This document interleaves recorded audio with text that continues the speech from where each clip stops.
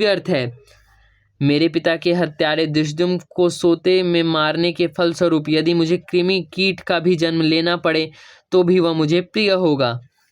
दृढ़तापूर्वक अपनी इच्छा जताकर अश्वत्थामा पांडवों के शिविर की ओर जाने को उठा। ये देख कृपाचार्य और कृतवर्मा भी उठ खड़े हुए और बोले, अश्वत्थामा, आज तुम दुस्साहस करने पर ही उतारू मालूम होते हो। अकेले तुम्हारा जाना ठीक नहीं। तुम जो करने जा रहे हो वो उचित नहीं है, पर हम तुम्हें इस प्रकार शत्रु के मुंह में अकेले नहीं जाने देंगे। हम भी तुम्हारे ही साथ चलेंगे।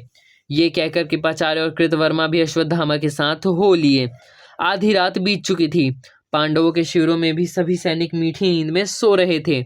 धृष्टद्युम्न भी कवच उतारकर अपने शिविर में बेसुध सोया पड़ा था।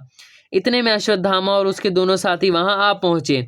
अश्वत्थामा पहले धृष्टद्युम्न के शिविर में घुसा और सोए पड़े धृष्टद्युम्न पर उन्मत्त की भांति नाचने कूदने लगा।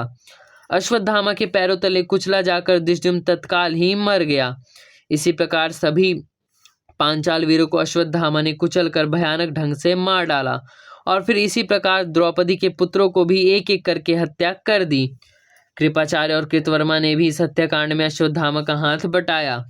वहां तीनों ने ऐसे ऐसे अत्याचार किए जैसे कि भारत में अब तक किसी ने सुने भी ना थे। ये कुकर्म करके तीनों ने वहां आग लगा दी। आग भड़क उठी और सारे शिविरों में फैल गई। इससे सोए पड़े सारे सैनिक जाग पड़े और भयभीत होकर इधर उधर भागने लगे। उन सबको अश्वत्थामा ने बड़ी निर्दयता से मार डाला और बोला, हमारा कर्तव्य अब पूरा हुआ। जो कुछ करना था वो कर चुके। अब दुर्योधन को जाकर यह खुशखबरी सुनानी चाहिए। यदि वह जीवित हुए तो यह समाचार सुनकर बहुत ही प्रसन्न होंगे।